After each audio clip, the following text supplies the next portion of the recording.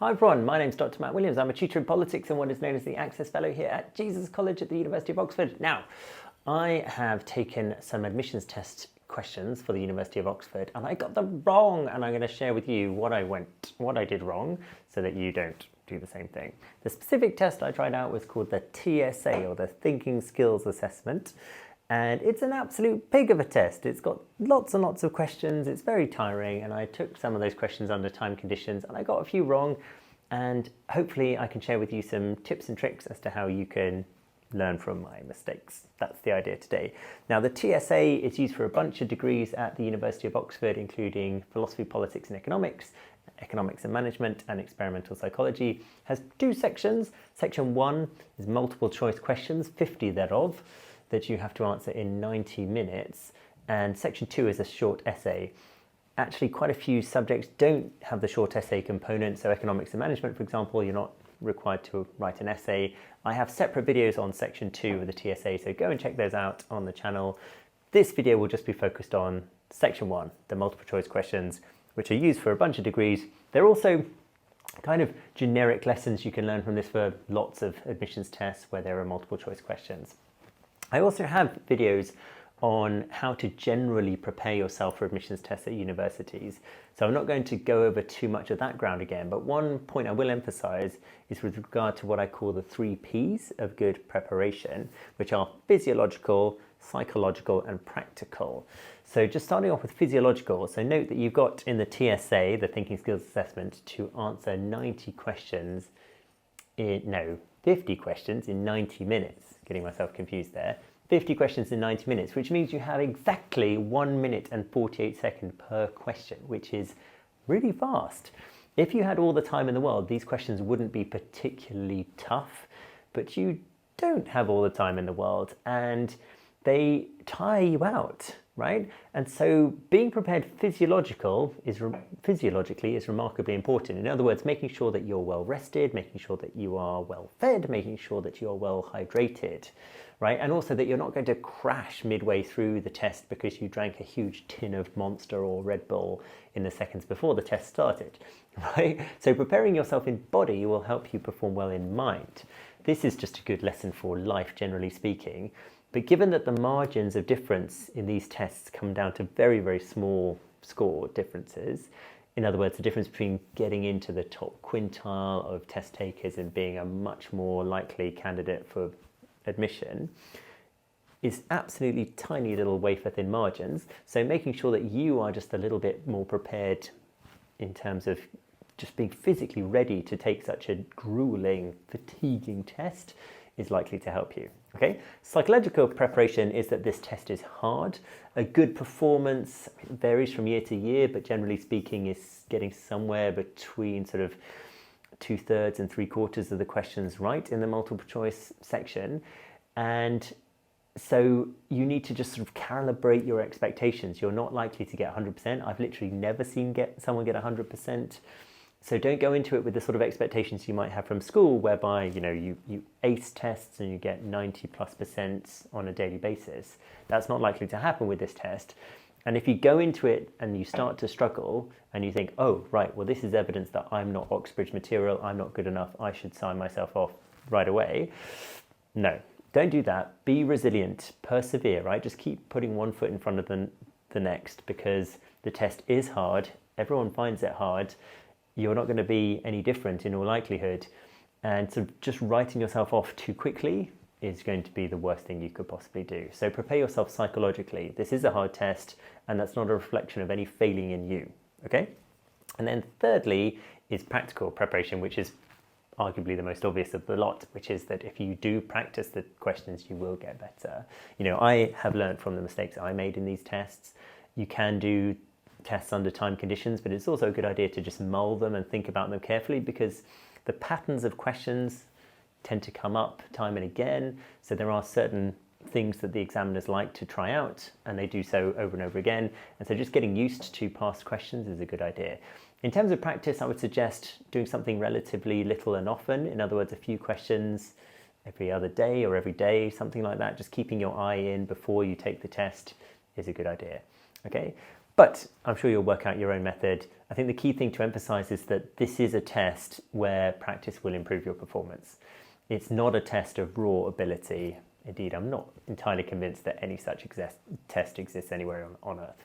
But you can have at me in the comments if you disagree with that. Anyway, let's get into it. Let's have a look at a couple of these questions and see where I went wrong and try and work out some ways around it. Okay? So section 1 has a mixture of, within the 50 multiple choice questions, it has a mixture of some which are called problem solving questions, which are more mathsy, more numerical reasoning, and it has critical thinking questions, which are more verbal reasoning questions. And I've got an example of one of each, and they are from the 2022 paper. You can see the questions on screen, so by all means pause the video and give it a crack yourself and see how you would do. Perhaps sort of just out of interest, time yourself, give yourself 1 minute 48 seconds to see if you could do it. Note that these questions, so starting off with question 37, you would have already done 36 questions prior to this, so you're going to be pretty tired. And remember what I was saying about how those who are better rested, better fed, better hydrated are likely to be able to just sustain their intellectual stamina for longer than those who are just going on a bit of a sugar crash roller coaster, or who are just tired, basically. Okay, so anyway, let's have a look at question 37. And this is an example of a problem solving question, so this is more mathematical. Okay, and my issue with this one was that I simply ran out of time. And that's partly because there's just a lot going on, there's a lot you have to do. But I also just started going down some rabbit holes that weren't particularly helpful. I could have been more systematic with my thinking. I'm going to be using an iPad here just to show what I'm scribbling on. You can't in the test center scribble on the actual test itself because it'll be on a screen, and I don't think they'll take very kindly to you drawing on their computer monitors.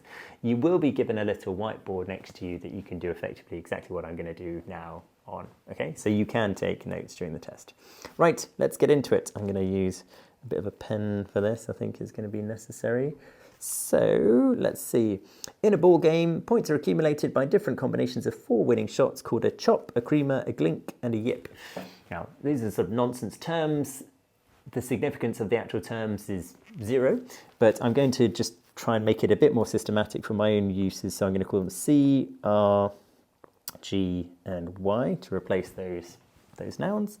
Playing the game for the first time, the only knowledge I have about the scoring system is that a chop is worth 1 point more than a creamer. Okay, so I might start to record that. So C is equal to R plus 1. All right, so that's one thing we know. And a creamer is worth twice as many points as a glink. So R is equal to 2G. Okay, I lose narrowly by 47 points to 50, scoring 3 chops, 4 yips, 3 creamers, and 4 glinks. Okay, so let's write that out properly. So 3 chops, 3C plus 4y plus 3r plus 4g is equal to 47. Okay, and we can start substituting in the information that we have already. So we know that c is equal to r plus 1. So let's replace that 3c with 3r plus 3. Okay, so that's equivalent to 3 chops. We don't know anything about yips yet, so we have to just put 4 yips in again, plus 3r plus 4g. So we know that r is equal to 2g, so 2r is equivalent to 4g, and all of that is equal to 47. Okay, and now we need to simplify that, so we can add up all the r's, all the creamers, so that's 3r, 6r, 8r, 8r. Let's take that plus 3 and subtract it on both sides. So 8r plus 4y is equal to 44. Okay, and then we can simplify all of that by dividing by 4. So then we get 2r plus y is equal to 11. Okay, so that's something to go off for now, but we need to solve for the second equation, which is my victorious opponent's score, and they score 5 chops, okay, and 3 yips, and 3 creamers, and 2 glinks, and they get 50 points. Okay, so again we can substitute in, so we know that 5c is the same as 5r plus 5. Okay, we don't know anything about yips yet, so we just put in 3y plus 3r plus, and we know 2g is equal to just 1 creamer, and that's all equal to 50. Again, we've got to simplify, so we can add up all of the creamers, so 5, 8, 9, 9r. Let's take the 5 and minus it on both sides, so that would be 45. So 9r plus 3y is equal to 45, and we can simplify all of that by dividing by 3, and then we get 3r plus y is equal to 40, isn't it not? It's equal to 15, okay? Right, can you see how just doing all of this in 1 minute 48 is really hard, okay? But the more you practice it, the quicker it will come. So I'm going through it relatively slowly, but this is why if you get used to doing it more quickly, you'll get better at it. It's also worth noting that in the TSA, the score you get for questions is weighted depending on how few or how many people get the question right. In other words, if you are one of relatively few people to get a question right in the multiple choice questions, then that is weighted much more highly and stands out. So if you are able to transfer a bit of time from some slightly easier questions to something like this and you get it right, then it's more likely that you will stand out. So there's a tip worth noting. Again, persevere. Don't sort of freak out at a difficult question and think, oh, I'll never be able to get this. If you can persevere a bit, it could be really rewarding. Anyway, let's try and figure out how to find out what r is. So we know that 3r plus y, and we can take that away from 2r plus y, and that's going to be equivalent to 15, take away 11, so that's going to be 4, and so we can take away the plus y's, and we can take away 3 from 2, and so we now know that r is equal to 4. Okay, so we know what a creamer is equal to. So if r equals 4, then c equals 4 plus 1, which is 5.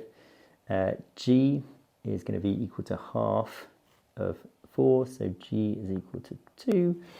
And we can find out what y is, because if we know that 3r plus y is equal to 15 and r is 4, then 12 is the same as 3r, and so y must be equal to 3. Okay, so y is equal to 3. Okay, so now we can answer the questions. Which one of the following statements about the scoring system is the only one that is true? A creamer is worth more points than a chop. So we know that's not true because we know that r is equal to 4 and chop is equal to 5, so we know that's not right. And then looking at question B, 2 chops are worth less than 3 yips. Well, okay, let's see if this is true. So 2 chops, so C is equal to 5, 2 chops would equal to 10, yip is equal to 3, so 3 yips is 9. So 2 chops are worth less than 3 yips. Nope, that's not true.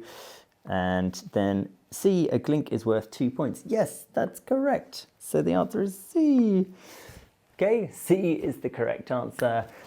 This is clearly just a question of time management, perseverance, stamina, intellectual fortitude, clarity, right? Your ability to just be able to concentrate.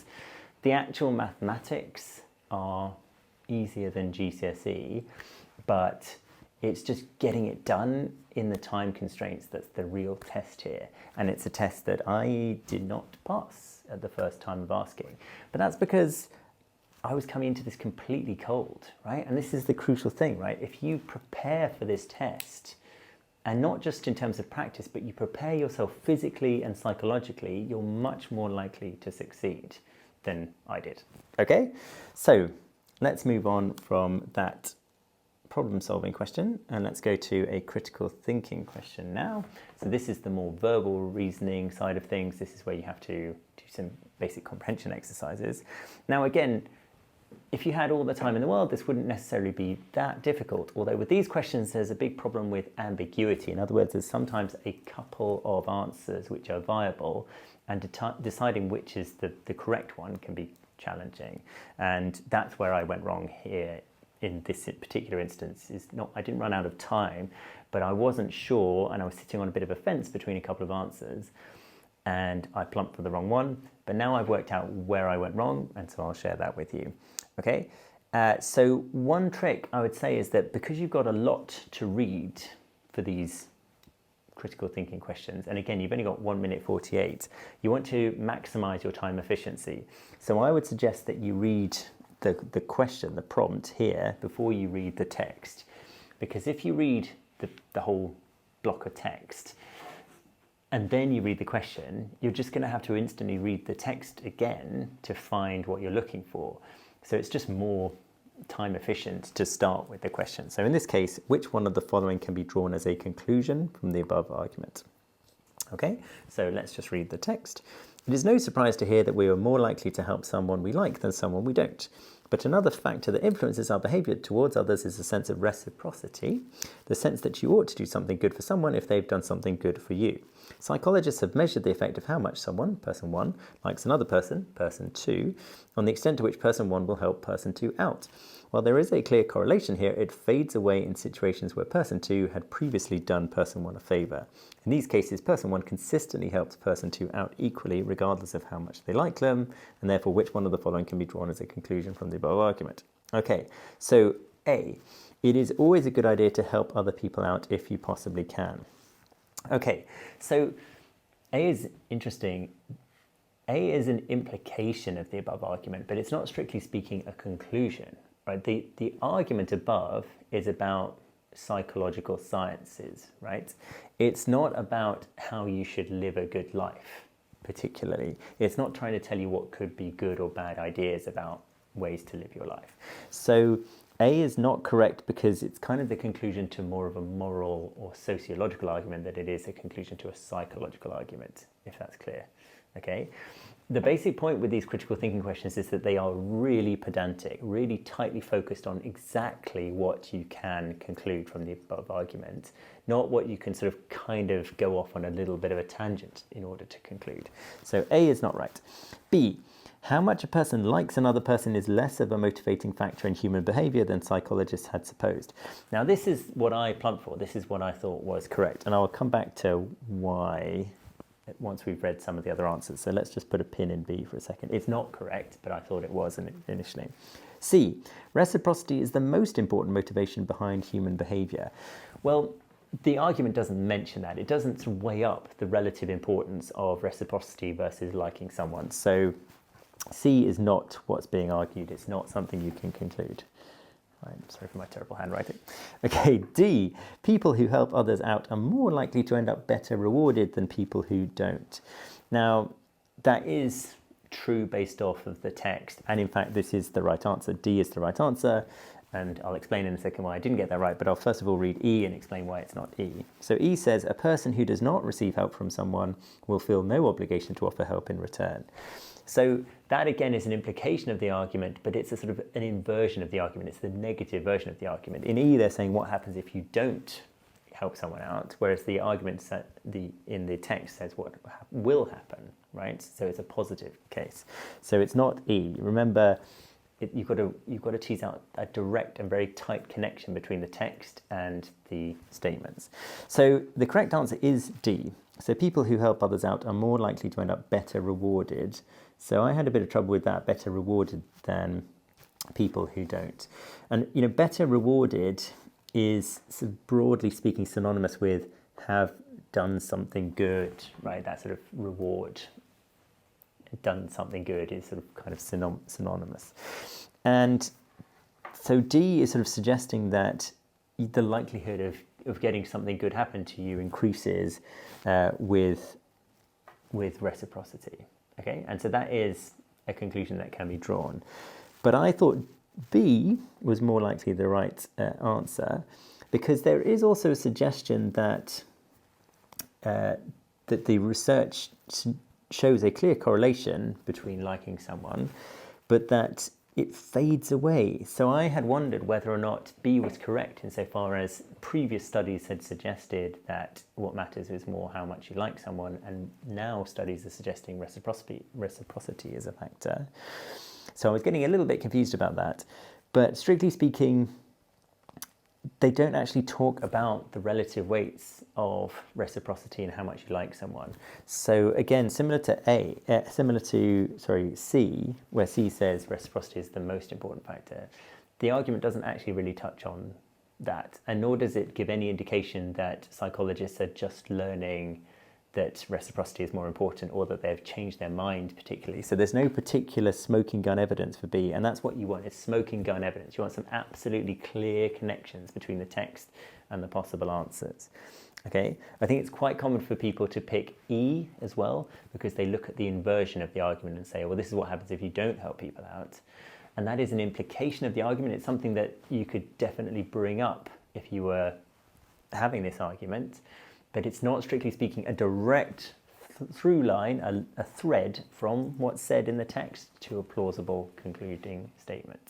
Okay, so that's where I went wrong. Hopefully that's clear, but as you can see, again, when you're time pressed, coming up with that sort of thinking quickly is difficult, and hence, again, why good preparation is so important, and why you need to be clear on the 3 Ps of good preparation. Physiological preparation, make sure you're well rested, make sure you're well fed, make sure you're well watered. Psychological preparation, don't be mean to yourself, bluntly. You are going to find this test hard, and you're not going to find it hard because there's something the matter with you. You're going to find it hard because it's just hard. It's as simple as that. And so you need to persevere and be resilient. When it gets tough, just keep going. Okay? And then thirdly, practical preparation. Practice will make you better. Right, I did a couple of questions cold, under time conditions. Some of them I got right, and a bunch of them I got wrong. And that's just what's going to happen when you start going into this cold, but you need to be warmed up. You need, by the time you take the TSA, to find these sorts of questions almost second nature, to know the sorts of patterns that the examiners are going through so that you can target your response as quickly and as accurately as possible. Okay? So hopefully you found this helpful. Do give me a shout in the comments if there are any particular questions you're struggling with, or if you want any help more broadly with your applications. Thanks for tuning in, and I'll see you next time. Bye, everyone.